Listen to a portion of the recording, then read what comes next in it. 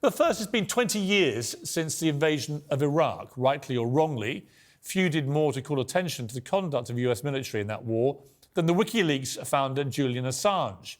WikiLeaks made global headlines in 2010 by publishing leaked classified files and evidence of war crimes.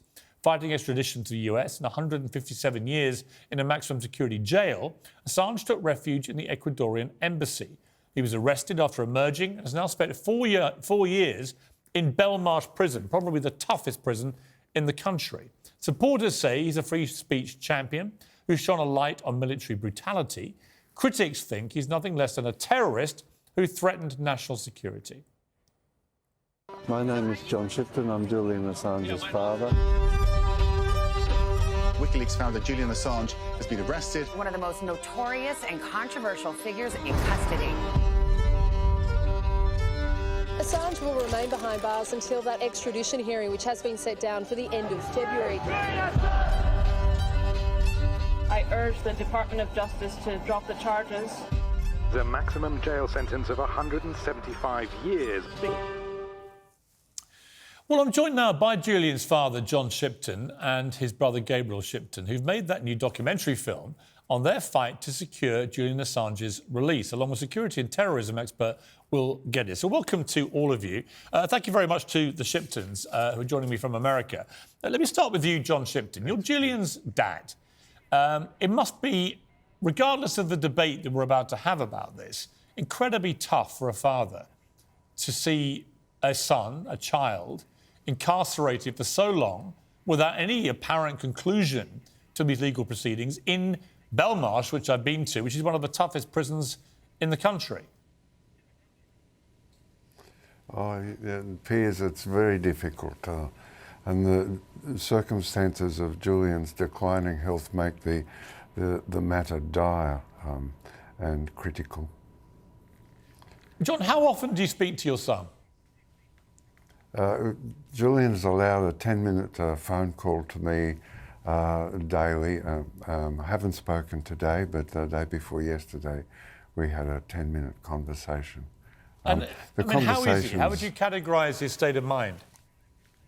Well, it goes up and down. Generally not good, but as we report upon the journey across the United States and then the enthusiasm with which we're greeted, this is heartening for Julian and lifts his spirits considerably. You know, it's interesting, John. I've been a journalist for more than 3 decades. I've run big newspapers in the UK. I've covered this story, obviously, extensively. And I watched the movie the other day again in preparation for this interview, actually, just to remind myself of the whole story as it all played out. And a large part of me has a lot of sympathy for what Julian Assange did. You know, he exposed some really serious things and he did it in a fearless way. There's no question of that. But a part of me also, when I was reminded of this, felt that his actions in the way he did it could well be categorised as reckless. Just putting everything out there seemed to me something which, for example, as an editor of a newspaper, we would never have been able to do. Did you, when you saw what he did you have qualms as his father that particular action in just putting it all out was something that was always going to get him into this kind of trouble? Piers, you know, first place I have to accept your assertion that just putting it all out, which is, if you forgive me for saying so quite directly, incorrect. There were 100 media partners with Julian, each of them responsible for a particular area. All of this was covered in the hearing, the redactions. The ultimate release of all of the cables unredacted was done by Kryptone.org, a John Young site in New York. OK, let me bring in Gabriel. Gabriel, Julian's your half-brother. You've made this film, you guys, because you're desperate to try and get him out, I guess, of prison. How is that going? What reaction are you getting, particularly in America? Well, we're getting very emotional reactions here in the US. We're about halfway through a 59 event tour around the United States. People are enraged when they realise what's going on, how their rights are at stake in Julian's persecution. People, after we do showings, people come up to us and say, you know, thank you for doing this. Thank you for standing up for our First Amendment in the United States. So it's really breathtaking that audiences around the US are really beginning to understand what's at stake for them in this case, their democratic right to know what governments do in their name. You know, recently, back in October, I interviewed John Bolton. He was former US National Security Advisor, of course, and he said this to me. He's committed clear criminal activity. He's no more a journalist than the chair I'm sitting on.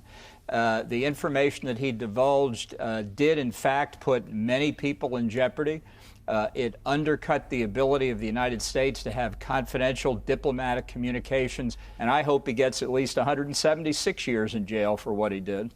Some very strong words there, Gabriel. And that is a view shared by a lot of Americans, there's no question, particularly in the political sphere, on the Republican side certainly, who believe that what your brother did was bordering on treason. What do you say to that?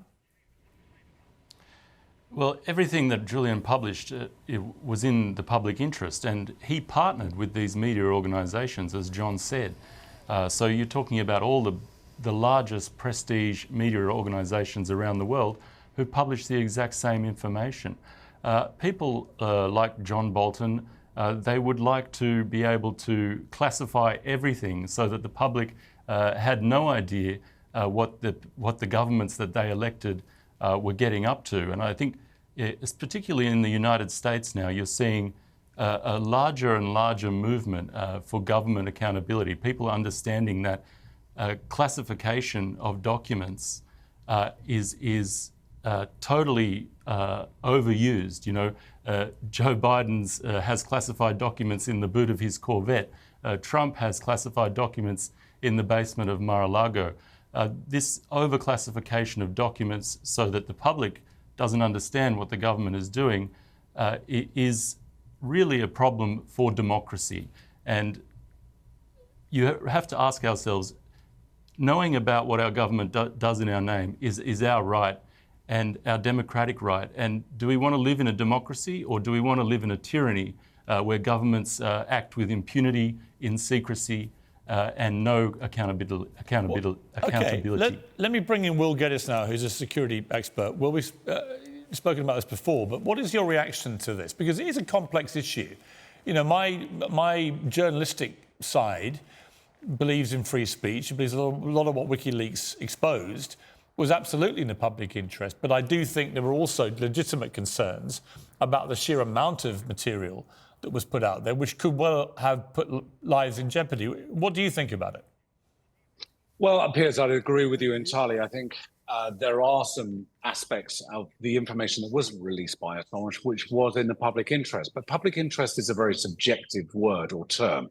There is information that does require confidentiality. I work with confidential information on a daily basis. And that information has to be secured for a variety of a very wide spectrum of reasons. And one of the greatest concerns is there was simply a release of information that was not filtered necessarily, I believe, in the public interest. And when we talk about a democracy and about there being access to certain information, that democracy can be undermined by that information or certain information being protected. Now, I do believe in whistleblowers, and I do believe that there is a reason and also a purpose for whistleblowing. But there was information that Assange was responsible for, whether he had acquired it himself or he was publishing it on behalf of other parties. The problem is as the disseminator of that information, he was putting a lot of national security, particularly in the United States, at great risk, and also other members of, obviously, the intelligence community. And that was putting lives at risk. That's what we've got to bear in mind. It wasn't just uncovering atrocities or misuses of power. This was information that helps us keep our country safe against the bad guys, the terrorists out there who want to find out about how those instruments of intelligence are used and what is available to them. Let me bring back in John Shipton. John, in January, President Biden was accused of hypocrisy for demanding the release of journalists detained around the world while he continues seeking the extradition of your son. What did you think of that? Oh, you know, if I could just address a few of the items that were rattled off there as though they're the utterings of truth.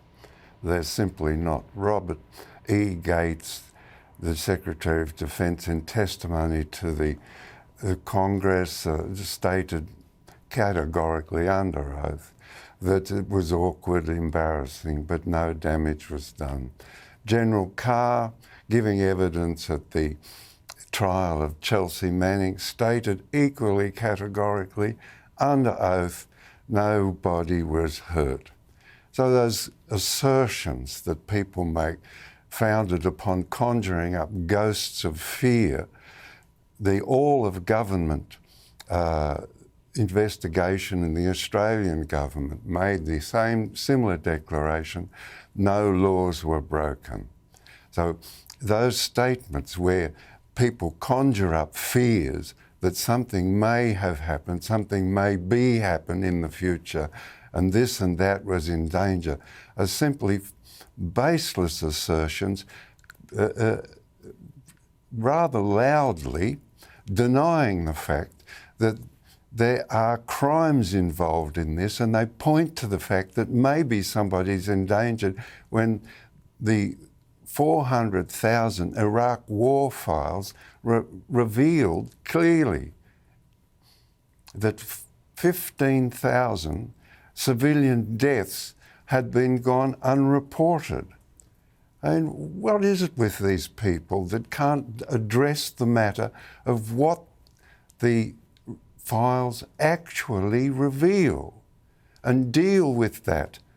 And then if they feel that certain secrets have been uncomfortable, then cause the United States and SIPRNet to look after their own secrets. Rather than blaming Julian and Chelsea Manning, these people can't manage their own secrets. For God's sake, man. John, you sound weary from this. You sound exhausted fighting this battle for your son. How do you think this ends? Oh, you know, you just, Piers, deal with each day as it comes and try and keep a bit calm. It's in early morning here, so I'm never good in the mornings. After midday, I rouse up a bit. But the ending will be the yearning for justice in people's heart, and the revulsion at injustice will prevail in this matter. Millions of people around the world join us. Every single civil society organisation in the United States of standing has written, 27 of them have written to Biden asking for the charges to be dropped. Sorry, to Merrick Garland, of the DOJ, Department of Justice, asking for the 5 great media legacy newspapers that partnered in this distribution of these revelations, the New York Times, the Guardian, the El País in Spain, and Le Monde and Der Spiegel in Germany, have equally written to the Department of Justice head, Merrick Garland, and asked for the charges to be dropped. The phenomenon and the problem is global, and the phenomenon and the problem is addressed globally by people concerned with this injustice. John and Gabriel, thank you both very much indeed for joining me. The passion is clear and the battle goes on. And Will, thank you very much indeed for joining me as well. I appreciate it.